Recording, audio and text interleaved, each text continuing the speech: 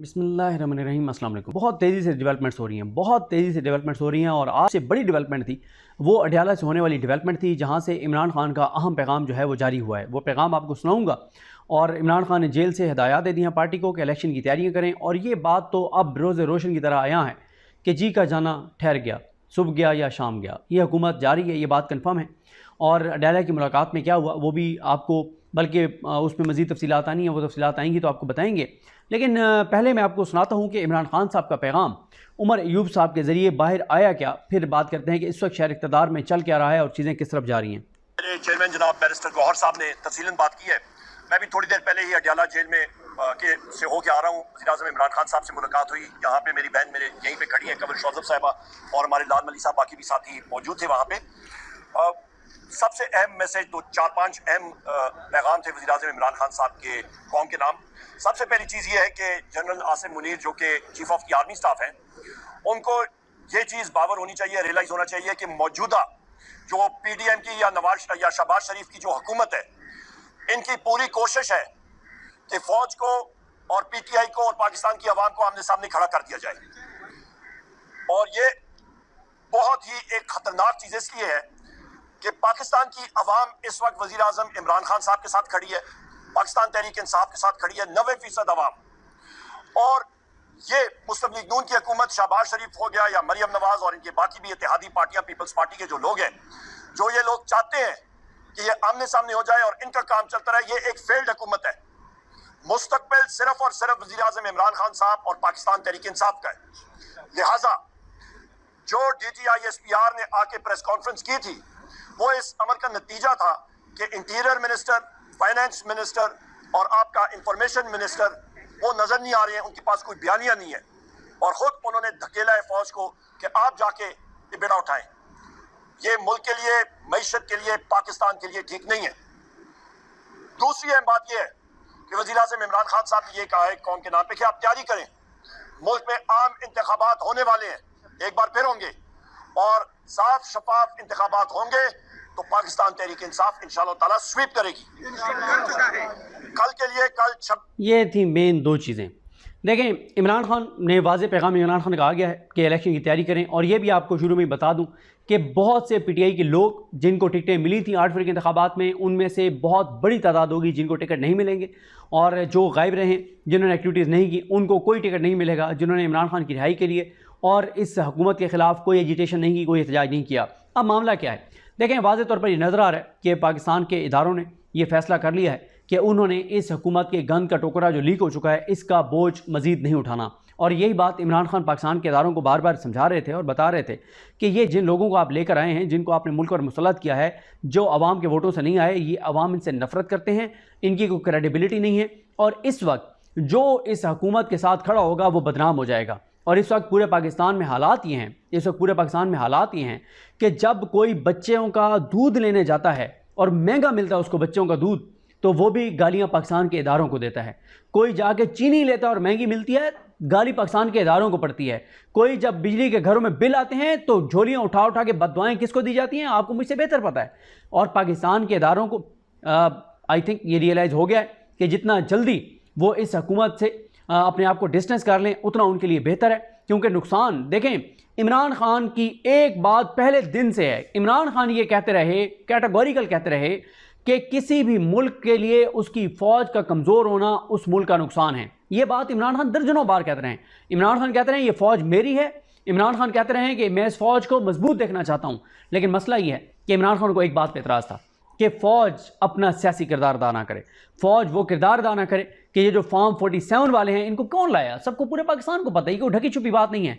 देखें, इस वक्त नून लीग के हालात ये हैं कि हर वीडियो में मुझे मिसाल देनी पड़ती है कि किसी अगर अल्लाह के वली पे 500 साल से कंसेंसस है तमाम मसालिक का कि वो अल्लाह का वली था, कोई उसके खिलाफ बात नहीं हुई 500 साल में, और एक बार मरियम नवाज उस अल्लाह के वली की तारीफ़ कर दे, अता तारड़ तारीफ़ कर दे, शहबाज शरीफ और नवाज शरीफ तारीफ़ कर दें, तो आधा पाकिस्तान उस अल्लाह के वली के ऊपर सवाल उठा देगा कि पता नहीं वो अल्लाह का वली था या नहीं था, क्योंकि नून लीग वालों ने उसकी तारीफ़ किया है। ये इन लोगों की क्रेडिबिलिटी है, ये इन लोगों की नफरत है। लिहाजा इदारे जितनी जल्दी अपने आप को डिस्टेंस कर लेंगे और अपने आप बिल्कुल अवाम को फैसला करने दें। अवाम जिसको वोट देकर लाएंगे, चंद लोग क्यों फैसला करेंगे कि अवाम का फैसला गलत है? ठीक है, अवाम को फैसला करने दें। इमरान खान अवाम के साथ है, आने दें। इमरान खान को डिलीवर करेगा, पाकिस्तान का फायदा है। नहीं डिलीवर करेगा, नाकाम हो जाएगा, खत्म हो जाएगा, बात खत्म। लेकिन ऐसे नहीं चल सकता। देखें, एक तो मैं आपको 34 मिनट की वीडियो में बता चुका हूं कि 50 से ज्यादा चैलेंजेस हैं इस वक्त पाकिस्तान की एस्टैब्लिशमेंट को, जिसमें जो मोटे मोटे चैलेंजेस हैं वो इंटरनेशनल चैलेंजेस हैं। इंटरनेशनल दबाव है, अमेरिका हो, यूके हो, यूरोपीय यूनियन हो, इंटरनेशनल रिपोर्ट्स हो, इंटरनेशनल इदारे हो। फिर दूसरा, पाकिस्तान की फौज के लिए, एस्टैब्लिशमेंट के लिए चैलेंज इकोनॉमी है। तीसरा, पाकिस्तान की फौज के लिए मसला अदालतें हैं। और सबसे बड़ा जो पाकिस्तान के इदारों को धचका लगा वो जस्टिस काजी फाइज ईसा का अक्सरियत खो देना है। काजी फाइज ईसा साहब की कमजोरी इस निज़ाम की शिकस्त का ऐलान था, क्योंकि ये निज़ाम चल रहा था तो एक शख्स पे चल रहा था जिनका नाम है चीफ जस्टिस पाकिस्तान, जस्टिस काजी फाइज ईसा साहब। और इस वक्त हालात ये हैं कि काजी फाइज ईसा साहब ओपन कोर्ट में नहीं बैठ रहे। तीसरा हफ्ता है कि काजी फाइज ईसा साहब चैम्बर वर्क करेंगे। हैरान कुन तौर पर वो काजी फाइज ईसा साहब जो कहते हैं कि बैकलॉग बढ़ गया है, केसेस ये हो गए हैं, वो हो गए हैं, जो अतर मिल्ला साहब के खिलाफ फैसलों में लिख रहे हैं कि वो उन्होंने फैसला जल्दी लिखा, वो काजी फाइज ईसा साहब तीसरा हफ्ता चैम्बर में बैठेंगे, ओपन कोर्ट में नहीं बैठेंगे। क्यों? ओपन कोर्ट में उनको मखसूस नशिस्तों के केस में शिकस्त हुई, इडाक जजेस के मामले पे उनको शिकस्त हुई। ये जो प्रैक्टिस एंड प्रोसीजर जो कमेटी है उसके तहत जो जजेस कमेटी है उसमें उनको शिकस्त हो गई। काजी फाइज ईसा साहब का कमज़ोर होना इस निज़ाम की शिकस्त का सबब है। काजी साहब इस निज़ाम की वाहिद गारंटी थे। जिस दिन काजी साहब ने अक्सरियत खो दी उस दिन इस निज़ाम की बुनियादें हिल गई थी। उस दिन जिस चीज़ पे ये निज़ाम, ये इमारत खड़ी हुई थी, वो बुनियाद हिल गई थी और अब इस इमारत को गिरना था। लिहाजा जब नज़र आ रहा हो कि मकान गिरने जा रहा है तो क्यों ना खुद अनाउंस कर दिया जाए कि मैं मकान दोबारा बनवाना चाहता हूँ, मैं इसलिए इस मकान को गिरा रहा हूँ, मैं इसकी नई तामीर करना चाहता हूँ। एक है कि मकान गिर जाए, कोलैप्स कर जाए, तो वो तो एक मकान की तामीर करने वाले को या उसका जो गारंटर है या उसका जो केयर टेकर है या जो उसका मालिक है उसके ऊपर सवाल उठता है ना कि उसका मकान गिर गया है। एक है कि वो खुद समझदारी का मुजाहरा करे और कहे कि यार मुझे लगता है ये ठीक नहीं है मामला, मैं इस मकान को गिरा रहा हूँ, मैं इसको नया तामीर करूँगा। तो ये हो रहा है। जिस दिन काजी साहब अक़लियत में आए हैं उस दिन ये बात तय हो गई थी कि अब ये हुकूमत नहीं चल सकती, ये निज़ाम अब नहीं चल सकता। ये उस दिन तय हो गया था और फ्यूचर के 5 चीफ जस्टिस ने बता दिया था चीज़ें किधर जाएंगी। और मैं आपको बता चुका हूँ इंटरनेशनली जो पाकिस्तान के ऊपर रिपोर्ट्स आ रही हैं, जो पाकिस्तान के हवाले से यूके, यूएस, जहाँ जहाँ से चीज़ें आ रही हैं, जो इकॉनमी पाकिस्तान की नहीं चल रही, जो अवाम में अनसर्टेनिटी है, जो इन्वेस्टमेंट नहीं आ रही, जो रियल एस्टेट सेक्टर तबाह हो गया, हर चीज़ जो तबाह और बर्बाद हो गई है, अदालतों से जो लड़ाई है, जजों से जो लड़ाई है, 95% इशूज़ की वजह इमरान खान से लड़ाई थी। और फिर मैंने वो पूरा बिल्ड करके 34 मिनट में पाकिस्तान के इदारों को जो चैलेंजेस हैं 34 मिनट में वो 50 से ज़्यादा मसाइल आपके सामने रख के मैंने एंड में 3 सवाल उठाए थे कि पहला सवाल, इन हालात में क्या इदारे इमरान खान के साथ लड़ाई को आगे बढ़ा सकते हैं? मेरा नहीं ख्याल बढ़ा सकते हैं जब अदालतें खड़ी हो गई हैं। मैं आपको एक मिसाल दूं, जो मैंने आपको काउंट करके बताया था कि सोमवार से लेकर हफ्ते के दिन तक इस हफ्ते 97 केसेस हैं। अब 97 केसेस जिन जजेस के पास है, आप किस किस जज को मैनेज करेंगे, किस किस जज को उठाएंगे, किस किस जज को डराएंगे? अच्छा, फिर आप ट्रायल कोर्ट्स में, सेशन कोर्ट्स में जजों को डरा भी लें, ठीक है, चलें, सारे जज मलिक मोहम्मद इमरान जैसे नहीं होंगे, सारे जज जो है वो उस तरह से नहीं होंगे जो दबंग फैसले देने वाले हैं। फिर ऊपर हाई कोर्ट में जजेस मैनेज करो, फिर ये केसेस सुप्रीम कोर्ट में जाएंगे, वहां जजेस को मैनेज करो। ये नहीं हो सकता एक ऐसे हालात में जब घर में पैसे नहीं हैं, जब इकोनॉमी चल नहीं रही, जब कर्जे मिल नहीं रहे, जब इन्वेस्टमेंट आ नहीं रही, और जितने एस्टेब्लिशमेंट को चैलेंजेस हैं, चाहे वो इंटरनेशनल हो, चाहे वो इकोनॉमी का हो, चाहे वो इंटरनल हो, चाहे वो अनसर्टेनिटी हो, चाहे वो अदालतें हो, हर जगह पे एस्टेब्लिशमेंट को खुद लड़ना पड़ रहा है, खुद करना पड़ रहा है, खुद प्रेस कॉन्फ्रेंस के पॉइंट लिख के देने पड़ रहे हैं कि जाओ चाबी वाले खिलौनों, ये प्रेस कॉन्फ्रेंस करो चाबी वाले खिलौनों। लेकिन मसला ये है कि इन चाबी वाले खिलौनों से नफरत इतनी लोगों को है कि टीवी पे आते तो लोग टीवी बंद कर देते हैं। इनकी रेटिंग आप देख लें, आप इनके यूट्यूब पे व्यूज देख लें, आप टीवी चैनल्स की रेटिंग उठा के देख लें कि जब ये चाबी वाले खिलौने आके बैठते हैं तो कितने लोग इनको देखते हैं। खत्म हो गया इनकी कहानी खत्म हो गई है। इसलिए इमरान खान को पता है। एक और चीज़ है, देखें, ये कोई रॉकेट साइंस नहीं है। मैं देख रहा था इंतज़ार हुसैन पंजोता साहब ने बड़ा ज़बरदस्त उन्होंने गुफ्तगू की शाहज़ेब खानज़ादे के प्रोग्राम में, और ये बात मतलब बड़ी आसान बात है, जो जिस बुनियाद पे इंतज़ार हुसैन पंजोता यही बता रहे थे ना कि ये जो बात की जाती है कि ये हुकूमत, आपको कैसे लगता है हुकूमत गिर जाएगी? भाई सिंपल बात है, 180 सीटों पे धांधली हुई है कौमी और सूबाई असम्बली की, 180 पिटीशन हाई कोर्ट्स में चली गई हैं। असल गेम चेंजर फैसला हुआ है जो आज 9 मई वाला हुआ है। काजी साहब ने अक्सरियत खो दी है, आलिया नीलम साहबा डट गई हैं, उन्होंने वही ट्रिब्यूनल में जजेस दे दिए हैं। अब होगा क्या, जैसे ही ट्रिब्यूनल्स काम शुरू करेंगे विद इन वन मंथ विकटें गिरना शुरू हो जाएंगी, वैसे ही हुकूमत गिर जाएगी।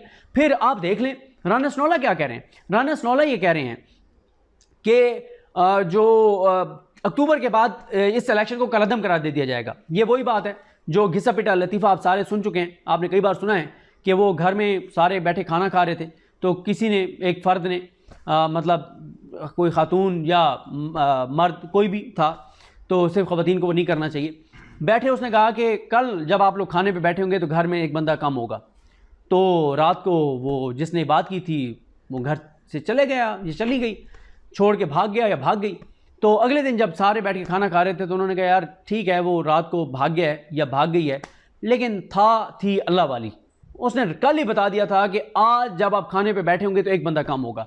भाई पूरे हर बंदे को पता है कि 180 दिन में कानून के मुताबिक इलेक्शन पिटीशंस का फैसला होना है, और सबको पता है कि ये जो 180 इलेक्शन पिटीशंस हैं वो सारी की सारी पीटीआई को जीतनी है। उनके पास फॉर्म 45 हैं, वो फॉर्म 45 के एमएनएस एमपीएस हैं, तो ये बात तय है, तो हुकूमत तो गिरनी है। और दूसरा, क्यों राना सनौला कह रहे हैं कि अक्टूबर में ये कह रहे हैं कि साड़ी गल हो गई है अदालतों से, और भाई ऐसी बात नहीं है। वाज़े तौर पर पूरे पाकिस्तान ने देखा लाइव प्रोसीडिंग, अतर मिनल्ला साहब सारे बात करते रहे, अतर मिनल्ला साहब बार बार कहते रहे 8 फरवरी के इंतखाबात की धांधली का मामला लगाएं। जब तक आप कुएं में से कुत्ता नहीं निकालेंगे, आप पानी के डोल जितने मर्जी निकालें, पानी साफ नहीं हो सकता। ये 8 फरवरी का इलेक्शन पाकिस्तान के कुएं में पड़ा हुआ वो कुत्ता है जिसके होते हुए आप पानी के डोल जितने मर्जी निकालते रहें, ये पानी पीने के काबिल नहीं रहेगा।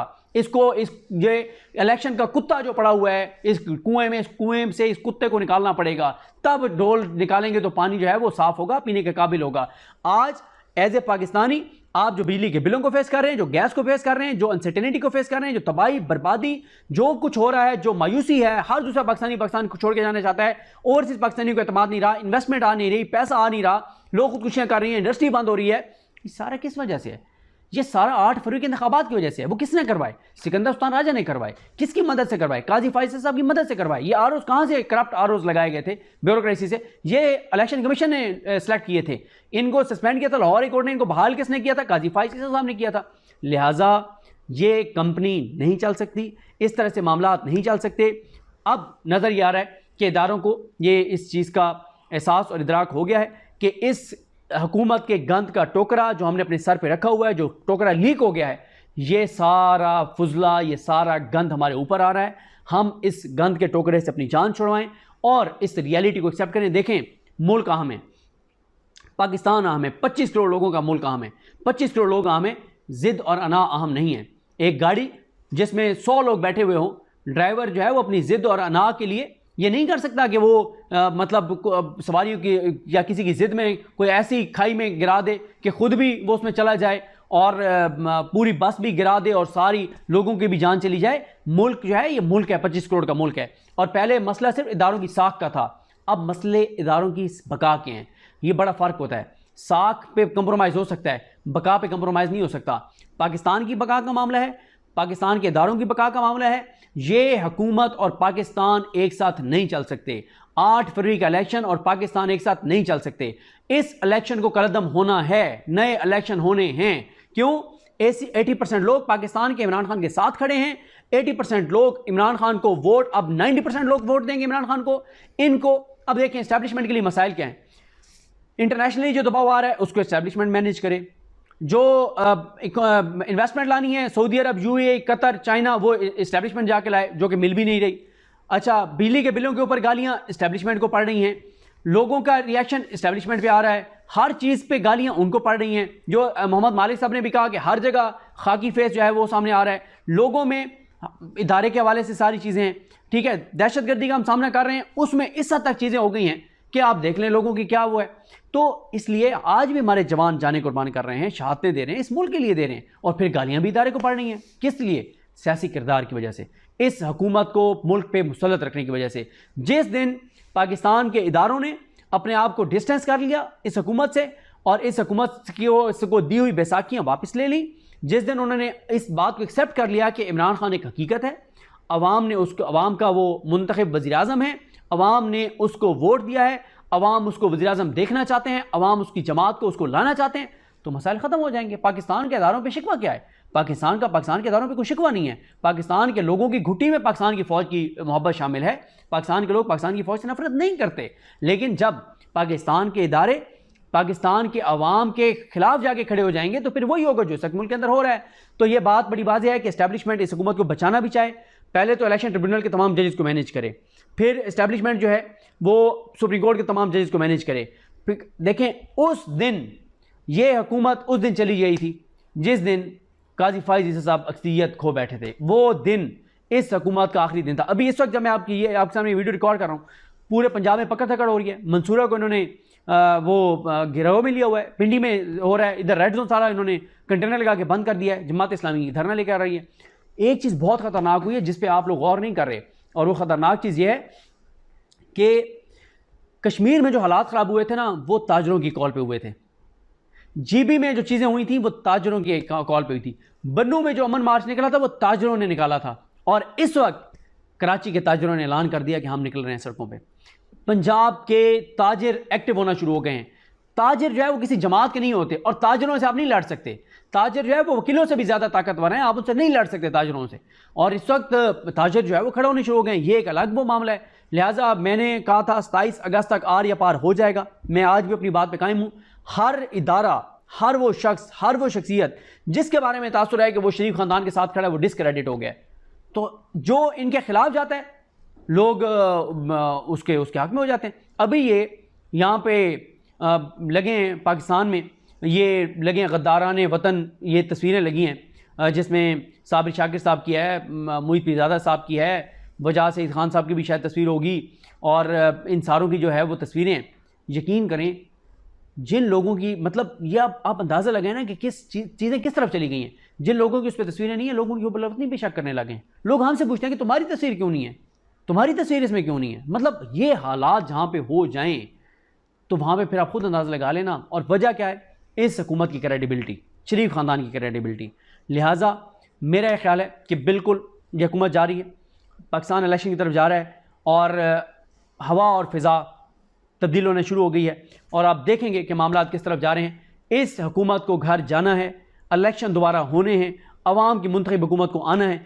अवाम की मुंतखब हुकूमत के आने तक मुल्क के अंदर अदम इस्तेकाम ख़त्म नहीं हो सकता, और अदम इस्तेकाम ख़त्म नहीं होता तो मुआशी इस्तेकाम नहीं आ सकता। और इस वक्त हमारी नौबत ये आ गई है कि कर्ज़े वापस करने के लिए भी हमारे पास कर्ज़े हमें कोई नहीं दे रहा। इस वक्त हालात ये हैं कि लोगों के बिजली के बिलों ने लोगों पर खुदकुशियों पर मजबूर कर दिया है। एक वाक़या इस वाला गुजरांवाला वाला भाई ने भाई का गला काट दिया बिजली के बिल की वजह से। हालात इस नहज पे आ गए हैं। अल्लाह ताला रहम करे, अल्लाह ताला माफ़ करे, चीज़ें ठीक नहीं हैं।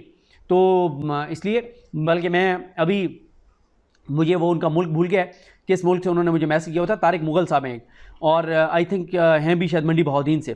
तो मुझे उनका मैसेज आया हुआ था, तो वो मुझे कह रहे थे, वो मेरे दूसरे मोबाइल में वो मैसेज है, वो मुझे कह रहे थे कि उनके इलाके के बहुत से गरीब लोग हैं जो बिल नहीं दे सकते, और ओवरसीज़ पाकिस्तानी अपने तौर पे पाकिस्तान में बहुत से लोगों को सपोर्ट कर रहे हैं, अपने अपने जानने वालों में, अजीज़ व क़ारिब में, पड़ोस में, या पाकिस्तान के अंदर भी साहिब सरवत लोग हैं, ये कर रहे हैं कि कुछ फैमिलीज़ को सपोर्ट करें बिजली के बिलों में मामले में। लेकिन उन्होंने कहा वो इतनी बड़ी तादाद है, तो अब हम अदालत में पेटिशन लेके जाना चाहते हैं कि ये लोग बिल नहीं दे सकते, ख़त्म हो गई उनकी सकत, तो बताएं हम क्या करें, हमें को वकील दें। मैंने कहा वकील आपने खुद करना है, वकील में आपको सजेस्ट नहीं कर सकता, हम उसकी कवरेज करेंगे, आप बिल्कुल अदालत जाएँ। ये हालात आ गए, ये नौबत आ गई है कि लोग जो है वो अब अदालतों में जा रहे हैं कि हाथ खड़े हैं, हमारे पास पैसे ही नहीं है, हम बिल नहीं दे सकते। हेल्थ की सिचुएशन आपके सामने, हेल्थ कार्ड इन्होंने ख़त्म करके, और लोग तड़प तड़प के बेचारे मर रहे हैं घरों में, और उनके पास इलाज के पैसे नहीं हैं। ये इन्होंने इस मुल्क के साथ कर दिया है। चीज़ें ऐसे नहीं चल सकती, और ये बात तय है कि इस हुकूमत को घर जाना है, क्योंकि ये हुकूमत और पाकिस्तान एक साथ नहीं चल सकते। इमरान खान एक हकीकत था, इमरान खान एक हकीकत है।